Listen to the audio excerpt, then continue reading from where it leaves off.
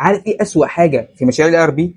انك تكتشف المشكله بعد ما تكون صرفت كام مليون جنيه. طب ليه ما بنستخدمش الذكاء الاصطناعي ونخلي الاي اي هو اللي يفتح عينك من الاول؟ في الفيديو اللي فات اتكلمنا على الام في بي وقلنا لازم تشتغل بحاجه فعليا وتجيب فاليو. بس تعالى بقى نطبق الكلام ده عملي. انا اشتغلت في التخطيط والاستراتيجي وشفت مشاريع كتير جدا وقعت ووقفت فعلا، مش عشان السيستم لكن عشان البدايه كانت غلط. ناس تتحمس وتصرف وبعد شهور ما تلاقيش لسه في حاجه شغاله. الام في بي مش معناه انك تبدا بحاجه ناقصه، معناها انك تبدا بحاجه تشتغل وتدي قيمه، وده بيتم من خلال مفهوم اسمه iterative development، انك تبني المشروع على مراحل وكل مرحله تطلع بنتيجه وبعد كده تطور. وده انا هشرحه في الفيديو اللي فات، ممكن ترجعوا تبصوا عليه برده بشكل تفصيلي. تعال نطبق ده على شركه توزيع لسه بدا اي ار بي جديد.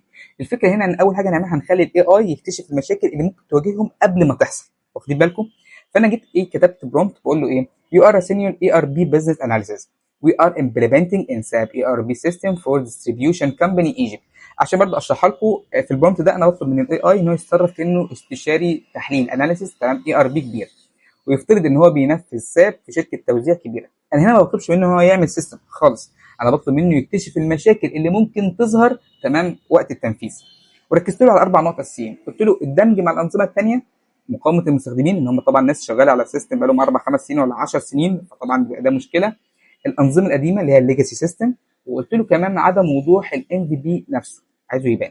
الهدف هنا من نعمل ايه؟ ان الاي اي ينبهك للحاجات اللي ممكن تقع فيها قبل ما تعمل الخطوه الجايه في المشروع. هو طلع لي دلوقتي نتائج، هناخد النتائج ديت وهنشتغل على برومبت تاني هنبني بيه ام في بي على حسب الحاجات اللي انا كنت بديها له فوق اللي هي التحديات او التشالنج ديت. قلت له based in previous list of issues suggest a minimum viable product ال MVP version of ERP system. هنا هناخد بقى خطوه بقى قدام عشان نشتغل. بقول له ايه؟ بقول له طيب دلوقتي بعد ما عرفت المشاكل ساعدني ابني ام في بي منطقي ومناسب للوضع اللي احنا فيه. يعني قسمني المشروع لثلاث 5 موديلات اساسيه نقدر نبني بيهم بسرعه وبشكل فعال. قول لي ليه اخترت كل واحده فيهم مش عشوائي، فهمها لي. الهدف هنا انك ما تبداش الموديل ضخم مره واحده ملوش اولويه. احنا عايزين نبدا بحاجه فعلا تشتغل وترجع معانا بفاليو زي ما اتفقنا. بص على رد الاي اي، بيقول لك نبدا بالمخازن والفواتير والتقارير الاساسيه. ليه؟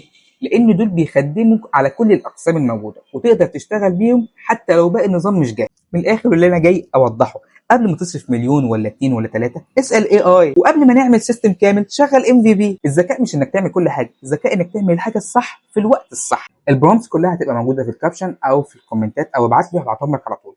بس جرب الاول البرومبت ده على الاي اي، قول له suggest MVP for an ERP system in my business، واكتب لي في الكومنتس خرج لك بايه، وانا هساعدك ان شاء الله تبني خطه تساعدك تبقى فعاله معاك اكتر من كده. وما تنساش اللايك والفولو والشير لعلنا نستفيد. سلام.